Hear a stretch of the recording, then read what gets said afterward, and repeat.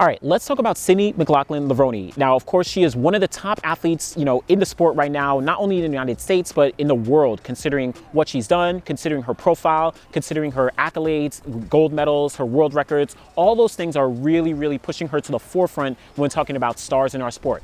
But the question I have on my mind is, what event is Sydney McLaughlin-Levrone going to be running at the Olympic Games in Paris later on this summer?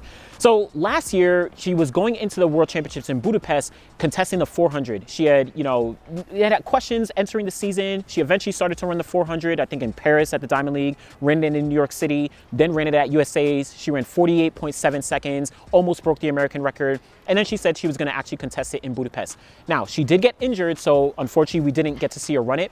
But the question still remains now as we go into the Olympic Games, what is she going to run? She's a defending Olympic champion in the 400-meter hurdles, and most would probably think that she would contest it again, potentially go for another, gold medal in the 400-meter hurdles. No one in history has ever done it. I think Dalilah Muhammad is the closest to do it, having won gold in 2016 and silver in 2021 in Tokyo. So Sydney McLaughlin-Levrone can make some true history.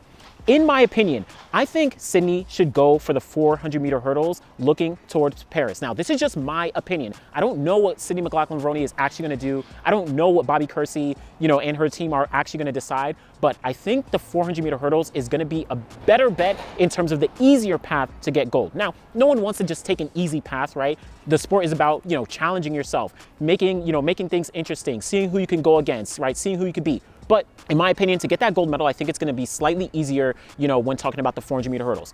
First off, in the 400-meter hurdles, what's the landscape right now? So Sydney McLaughlin-Levrone, of course, the world record holder, gold medalist, 50.68 seconds, from Eugene. And she has I think a bunch of the other top performances throughout history, multiple world records.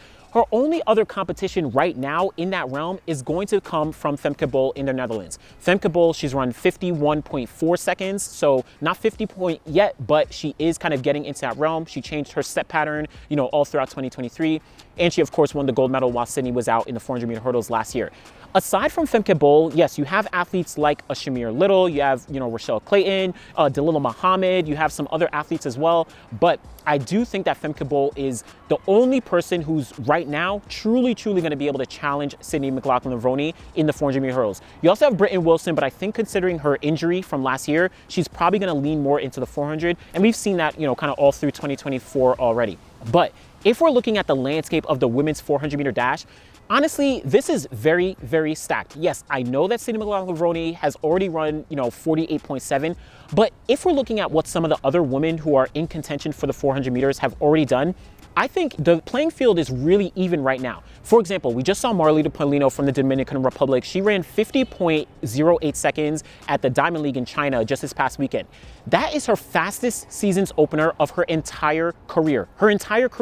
I think last year she had opened up with 50.3 seconds or 50.2. Someone could cross-check me. I'll put it up on the screen right now. But so she kind of is already in a faster position than she's ever been.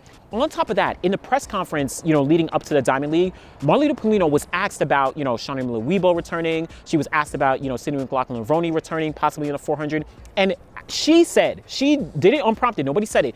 Paulino actually mentioned the world record is possible. Now, I don't think she's actually going to be able to get the world record. I personally don't think any woman right now is going to be able to get the world record.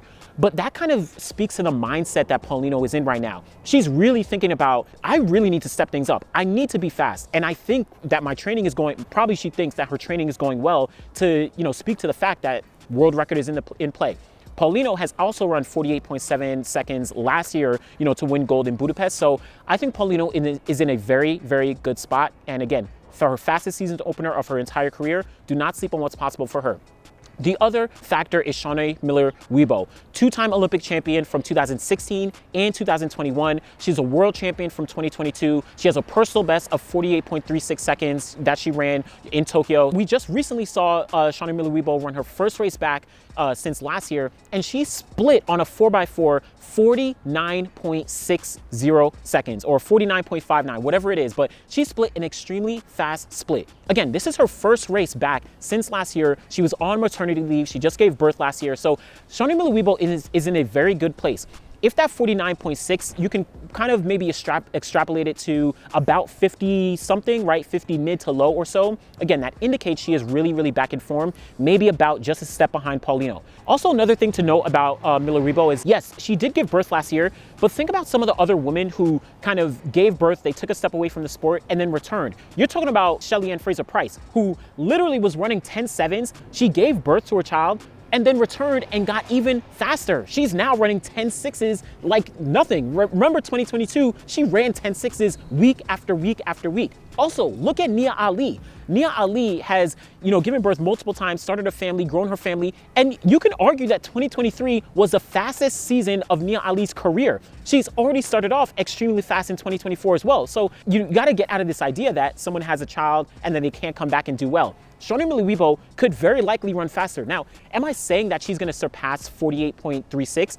I don't know, I can't predict that. I don't know what exact form she's in right now. Again, 49.6 split, maybe she's in like 50, second form. We're gonna see our World Relays. But all I'm saying is that do not sleep on the fact that Shawnee Miller-Uibo has given birth. She, has had a long career. She very likely could come back much faster. Now, those are just two women who are kind of in the realm of the top contenders for the 400-meter gold medal, but you also have to take into account Sawa Eid Nasser.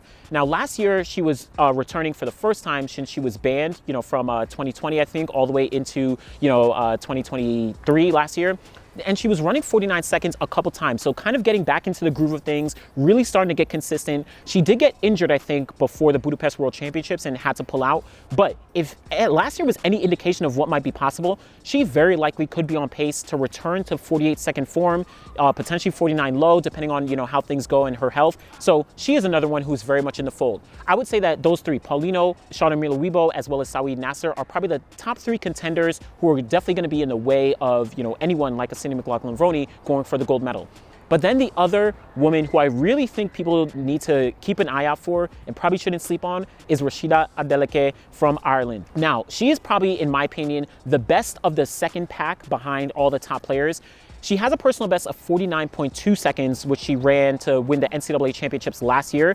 And I think that's really not even her ceiling. I think she has a lot more to go in terms of her potential in that 400. In my opinion, it wouldn't surprise me if Adeleke actually dropped like a 49 flat or 48.9, randomly at a Diamond League throughout the season. It seems like she's poised for something very fast. She's been running fast indoors. She's set personal best in the 200, in the 60. She's already been running extremely fast, outdoors on relays and everything. So I really like where Adeleke is at. Yes, there's a couple other women between Sade Williams, Natalia Kazmarek, right? There's a bunch of other women who are very much in the fold. But in my personal opinion, I think Rashida Adeleke is probably the best of that kind of second pack, right? Nasser is still a question mark, but Paulino, Shawnee Miller-Uibo, and then of course McLaughlin-Levrone if she decides to run the 400. Those are the top women. Adeleke is going to be right behind.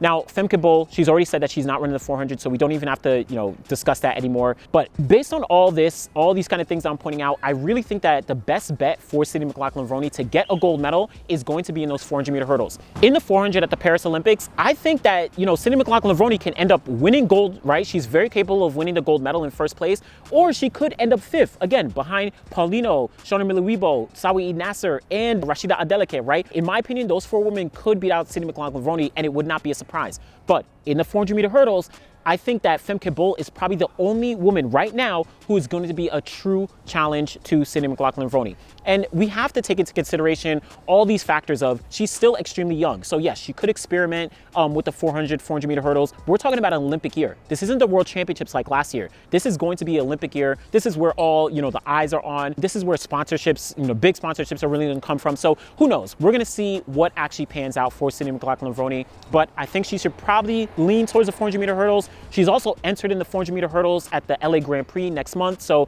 that's kind of leading me to think that she's going to focus on that. Also, at the Olympic trials, the final event is the women's 400-meter hurdles. They don't just set schedules like that, right? Remember back in the day when Usain Bolt was competing, they changed it so that, the 4x1 was the last event just so we could see Usain Bolt. Listen, full on conspiracy, but I think she's leaning towards the 400-meter hurdles. We'll see.